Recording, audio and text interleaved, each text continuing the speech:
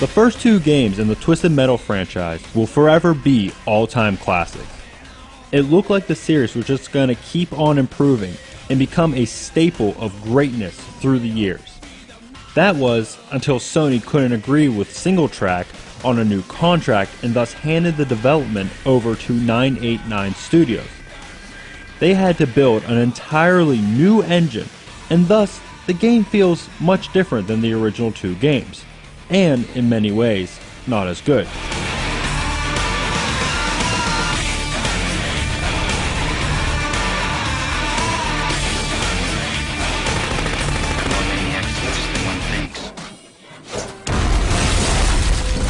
Twisted Metal 3 has the same basic gameplay as the previous entries.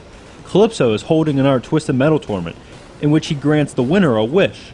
The losers get euthanized, the ancient way. It is a giant demolition derby, but one that spices up the action by allowing contestants to use machine guns and missiles. And wouldn't that make real-life demolition derbies just that much better? Add homing missiles to anything, and I think you got yourself a better time. So you select a character, each one with their own unique stats and special. There are some favorites returning, such as Sweet Tooth and Axel, while some new characters are added. Each car is measured in terms of speed, armor, and special weapon. You have to decide if you're going to sacrifice one or the other. Do you want a car that's really fast, or one that can take a lot of damage? There are two main game modes, Tournament and Deathmatch. Tournament is the bread and butter of the game. That is where you take a character through all the levels and bosses, and at the end you get to see a cinematic detailing their wish. Deathmatch is just a fast, pick where you want to cause the mayhem and go. The best thing is both these modes are available to be played with a friend.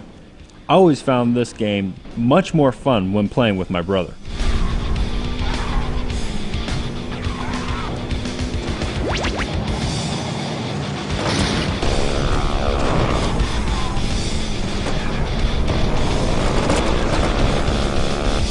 You will do battle in large open environments. You will go all over the world, from Hollywood that is in ruins from an earthquake, to London and even Calypso's blimp. While the locations are varied and different, they leave much to be desired. Most are very open, like the Washington DC map, which is basically just a large flat square.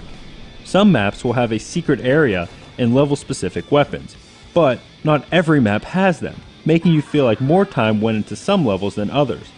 While London doesn't get anything special, Hangar 18 gets a weapon called Spaceship, which can cause so much damage to every car. And I can't talk about this game without mentioning the soundtrack, which is just incredible. The music provided by Rob Zombie really stands out as being absolutely perfect for this game. You can easily imagine this being the music Sweet Tooth is listening to. What is cool is the music is set to each level instead of rotating, making each song feel connected with that level.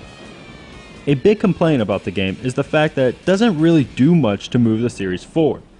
Twisted Metal 1 was good and 2 was amazing, but this one's more of a step back than anything. With a whole new team developing, you can understand why it would feel off.